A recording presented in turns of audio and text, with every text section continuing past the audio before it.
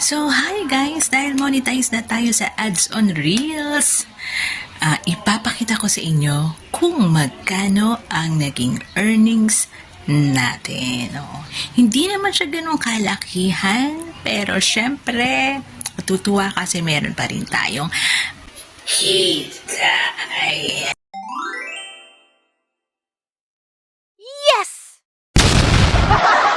Yes, maliit man yan, pero kapag naipon at dumami na yan, syempre lalaki din yung earnings natin. So, tsaga-tsaga lang, hindi ganon kalaki yung kita natin sa ads on Reels kasi hindi ganon kalaki yung kadami yung plays kasi nagbe-base na siya sa plays.